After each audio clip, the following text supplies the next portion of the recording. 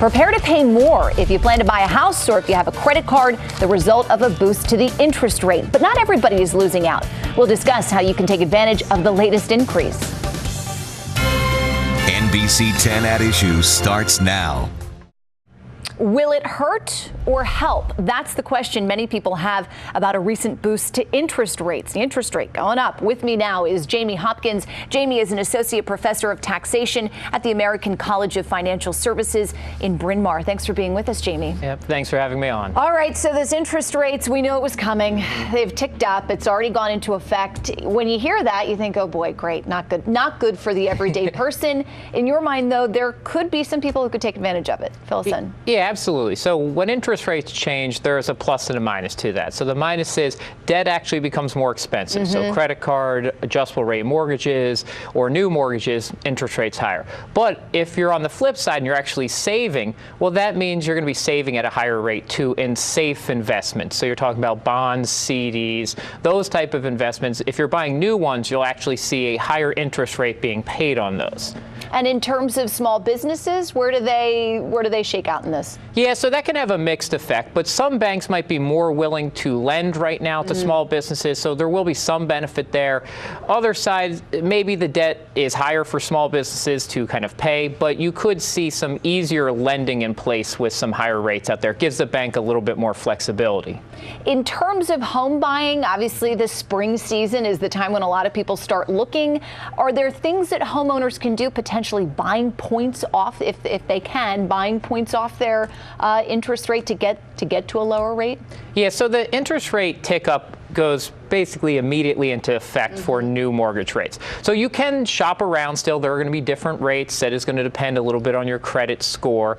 But really, when you're thinking about home buying right now, interest rates are still at a really low rate.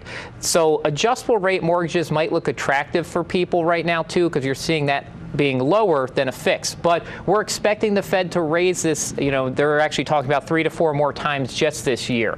So I'd be a little bit hesitant to go with adjustable rate right now because we're in a rising interest rate environment. Now, those have been really good for people over the last 10 years, but that really is going to change now. So that's something to pay attention to also. And as I said, I don't know how many new homeowners have extra cash, but if you've got some extra cash, you may be able to buy points off of your rate, so that might be able to help you as well. Yeah, buying points off can help, but you really do have to look at how long you're going to be in a house and kind of, usually we say if you're going to buy a house with less than 5 years of staying in that house, you probably shouldn't be buying points. You might not even want to buy the house. Now, that's a hard thing to tell somebody to do.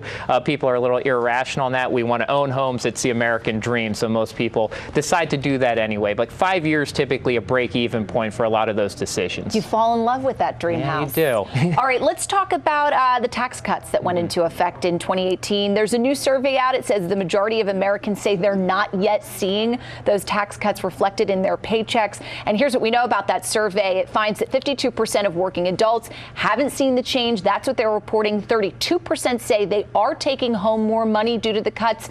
Nearly 40% of those reporting more money say it helps a great deal or a fair amount.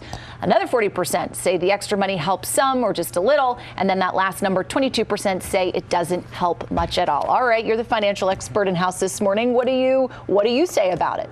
Yeah, so this is actually kind of in line with a lot of the expectations of what this tax bill is going to do. So on average, Tax Foundation said this was going to be about a 1.1% increase in after-tax take-home for the average American. So a 1% change in your paycheck, you probably won't notice. I actually talk to people all the time that tell me generally what their paycheck is, but probably not within $50 of the actual amount, which means if it moves by $5 or $10 per paycheck, a lot of people just aren't realizing that it's changed. Now, a lot of people also have variable paychecks because you're hourly, you work more or less hours. So again, if your paycheck's different by 1 to 2% because of taxes, but it moved 10 to 15% because of how much you worked, you really can't notice that. Now, some of this will be more recognizable come tax time next year, 2018, because there's some expanded tax credits that is, some of them are actually refundable for childcare. So those you actually really won't experience until you file your taxes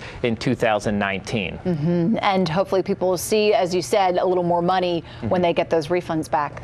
Yeah. So yeah, that's the big thing, right? Is there's refund time and then there's your actual paycheck. So a lot of people won't experience the true benefit of the tax cuts till next year. I see. And so some people will get an extra bonus then. Now, will they actually recognize that that's more than they got the previous year? That's also something I'm not sure people are really good at recognizing. We'll have to wait and see. Jamie, we should mention you have written a new book. It's called Rewirement, Rewiring the Way You Think About Retirement. The book covers retirement risks and offers tips for building a retirement income plan. Jamie Hopkins from the American College of Financial Services, thanks for being with us and thanks for your insight. Yeah, thank you very much.